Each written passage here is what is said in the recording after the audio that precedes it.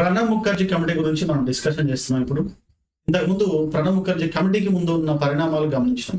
Okay, so కేంద్ర ప్రభుత్వం నిర్లక్ష్యం వహించడంతో మరి కేసీఆర్ కేంద్ర ప్రభుత్వంపై ఒత్తిడి పెంచడంతో యూపీఏలోని అన్ని మిత్రపక్షాలతో సహా పార్టీల యొక్క అభిప్రాయాల కోసం సోనియా గాంధీ 2005 జనవరి 8న ప్రణబ్ ముఖర్జీ అధ్యక్షతన ఒక ఉపసంఘాన్ని నియమించారన్నమాట. మరి దీనిలో సభ్యులు మనకి examination point of view important. మరి వాళ్ళు ఎవరంటే, ఒకటి దయానిధి మారన్, ఈయన డిఎంకే పార్టీ నుంచి.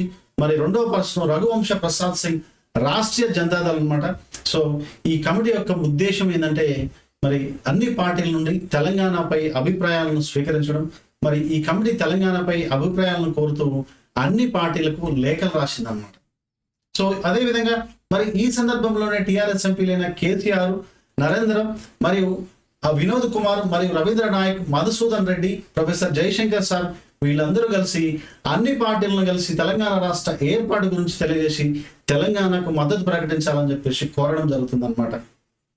మరి యూపీఏలోని 13 పార్టీలలో 11 పార్టీలు ఆర్జేడి, ఎన్సిపి, మరి పిఎంకే, జేఎంఎం, మరి లోక్ జనశక్తి, ఎండిఎంకే, టిఆర్ఎస్ మొదలైనవి తెలంగాణ రాష్ట్ర ఏర్పాటుకు అనుకూలంగా లేఖలు రాస్తాయి. వీటిలో డిఎంకే మాత్రం 2006 ఆగస్టు 24న జరిగిన యూపీఏ సమావేశంలో రాష్ట్ర ఏర్పాటుకు మాట రూపంలో మద్దతు తెలియజేస్తుంది అనమాట.